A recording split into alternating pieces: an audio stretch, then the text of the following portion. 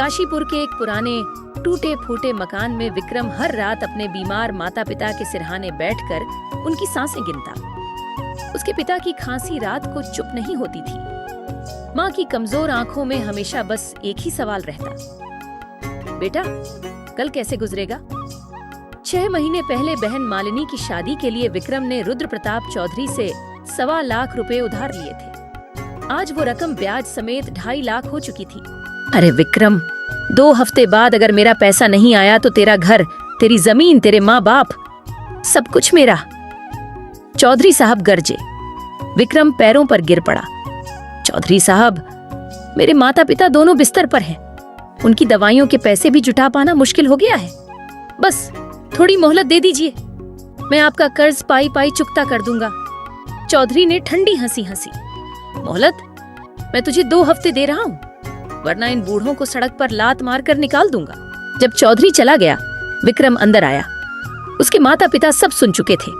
माँ का चेहरा सफेद पड़ गया था। पिता ने कांपते हाथ से बेटे का हाथ थामा। बेटा, हमने तुझे बोझ बना दिया।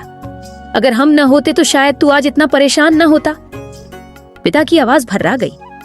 विक्रम ने आंसू रोकते हुए कहा, पिताजी आप ऐसा मत बोलिए, आप दोनों मेरी ताकत हैं। मैं कुछ न कुछ इंतजाम जरूर कर लूंगा। माँ ने कमजोर स्वर में कहा, भगवान तुझे हमेशा खुश रखे बेटा, हम तो बस तेरी खुशी देखकर ही मरना चाहते हैं। विक्रम ने उन्हें ढांढस बंधाया, लेकिन अंदर से उसका दिल टूट रहा था। 2 हफ्ते बाद बेदखली का दर्दनाक दिन, तनावपूर्ण और दुखद संगीत। चौधरी साहब बल्लू और अपने आदमियों के साथ आ पहुंचे। समय पूरा हुआ विक्रम, पैसा लाया है? विक्रम घुटनों के बल गिर गया। चौधरी साहब कृपा कीजिए, मैं अभी भी आधा भी नहीं जुटा पाया। मेरे माँ बाप इस उम्र में। बस, चौधरी चिल्लाए। बल्लू, इनके सारे सामान बाहर फेंक दो, इन तीनों को घर से निकालो। बल्लू ने अंदर घुसकर पहले विक्रम के पिता को घसीटा। बुजुर्ग खांसते खांसते गिर पड़े। नहीं, मेरे पिताजी को मत छुओ। विक्रम चीखा और बल्लू पर झपटा, लेकिन दूसरे आदमियों ने उसे पकड़ लिया। माँ रोते हुए बेटे से लिपट गईं। बेटा, हम कहाँ जाएंगे? इस उम्र में हम तो चल भी नहीं पाते। हे भगवान, हमारे बेटे को इतनी सजा मत दे। पिता ने आखिरी बार विक्रम की ओर देखा, आंखों में आंसू और शर्मिंदगी। बेटा, माफ कर देना, हम तेरी जिंदगी का बोझ बन गए। गांव वाले दूर खड़े थे, कोई आगे नहीं आया। सब चौधरी के डर से कांप रहे थे। उस दिन विक्रम अपने माता पिता को सहारा देकर जंगल की ओर ले गया। रात भर वह घास फूस और लकड़ियों से एक छोटी झोपड़ी बनाता रहा। माँ पिता ठंड से कांप रहे थे। माता पिता का अंतिम सफर, बहुत दर्द भरा धीमा संगीत। 3 दिन बाद हालत और बिगड़ गई। पिता की खांसी थमने का नाम नहीं ले रही थी। विक्रम ने पिता का सिर अपनी गोद में रखा। पिताजी, आप मजबूत रहिए, मैं दवा लाने जा रहा हूँ। पिता ने कमजोर मुस्कान दी। बेटा, अब दवा की जरूरत नहीं, भगवान हमें बुला रहे हैं। हमने तेरी बहन की शादी उस जालिम के आदमी से करवा कर बहुत बड़ी गलती की। तू अकेला मत रहना, हिम्मत मत हारना।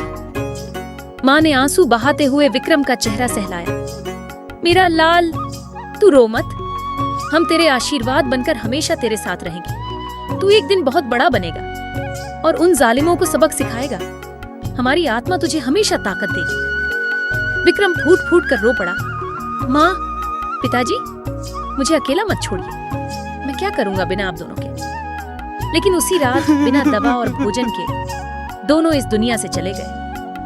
विक्रम पूरे रात अपने माता पिता के शवों को सीने से लगाए रोता रहा। सुबह उसने अपने हाथों से दोनों को जंगल के किनारे दफनाया और एक छोटा सा पत्थर रख दिया।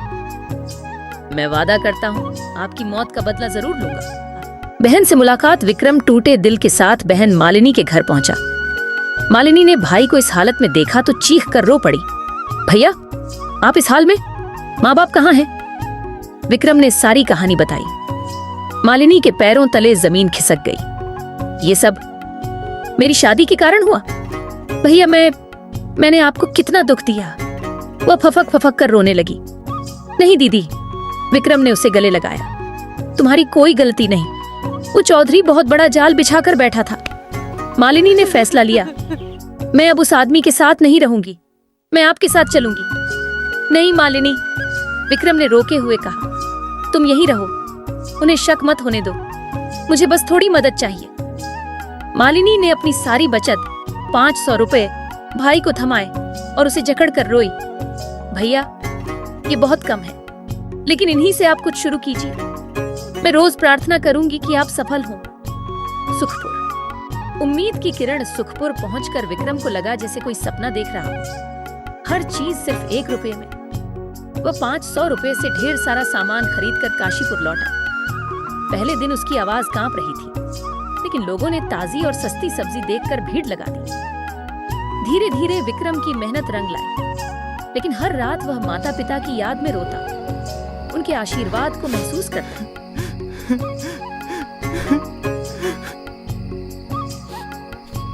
चौधरी की साजिश और न्याय जब चौधरी को पता चला तो उसने पूरा बाजार खाली करवा लिया।